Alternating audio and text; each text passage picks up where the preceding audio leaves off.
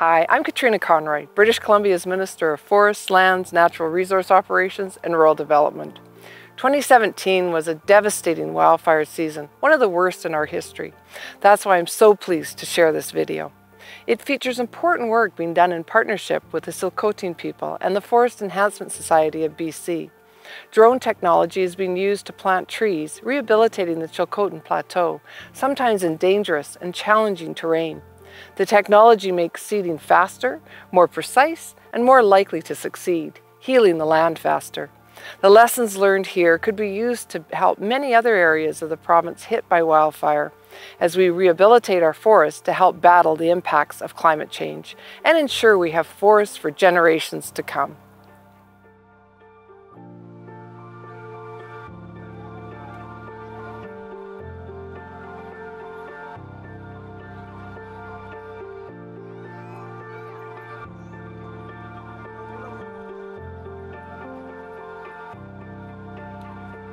On July 7th, 2017, lightning struck tinder dry forests in the Chilcotin Plateau west of Williams Lake, British Columbia, Canada. As always, the fire started out small, but that year, normal spring's rains didn't happen. And there were so many lightning strikes, the firefighters couldn't get to all of them. To complete the perfect storm, hot, dry winds fanned the flames until the fires were raging infernos a few days later. Homes were threatened, and 50,000 people were evacuated that summer. It's generations and generations relying on the land, and having the fire come through is very devastating for a lot of people.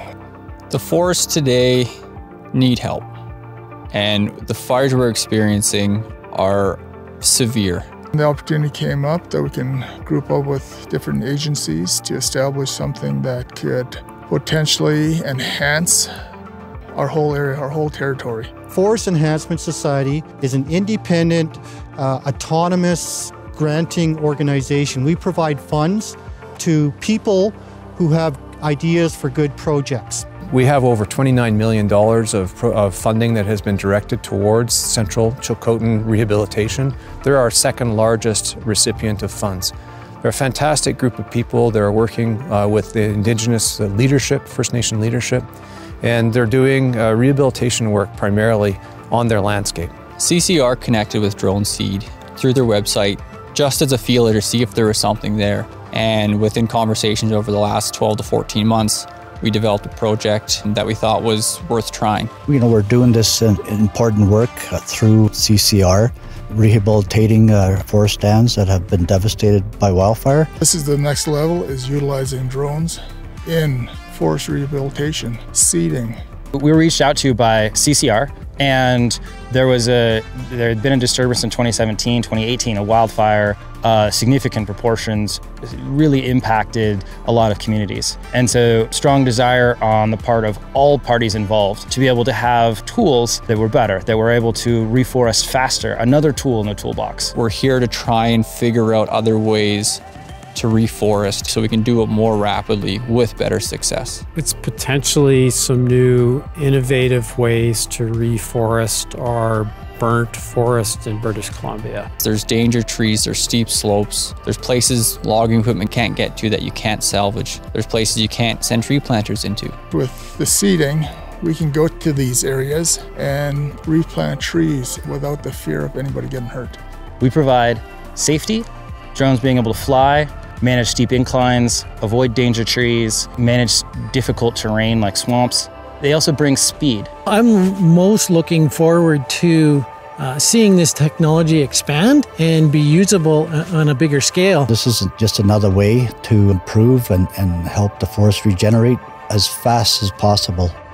So it's a three-step process. What we do is we utilize a combination of a first survey flight with LiDAR, and that gives us basically the ability to avoid hitting things on the site. Second step, target in a very precise manner where we want to drop the seed vessels. So at about 1/3 of an acre scale, we're able to basically drop the seed vessels in soil, not in gravel or rocks or on a rock face. Third step in the process is the large aircraft carrying a 57-pound payload of seed vessels, operating in groups of anywhere between 2 to 5 aircraft, and going out on these pre-programmed flights that our software has created to drop the seed vessels. It's not just drone seeding, there's also the pucks they use and the technology within those. So a puck, think of it as like a small garden bed for a seed or a couple of seeds. It's a dry fiber. We call it a puck because it's about the size of a hockey puck. The program with drone seed has a great potential to be scalable to address climate change concerns. We're in a time where tree planting and reforestation is at the forefront of the industry, and we don't have the resources to plant all the trees from the fires. We don't have the resources to grow all the seedlings. So this is a tool to help in our current efforts in reforestation and to increase our capacity. I think using CCR as a vehicle and proving ourselves that we have the capability and the capacity to help manage our resources in our territories. We are very proud of the fact that we are leading in terms of utilizing new modern technology to assist in what we are doing.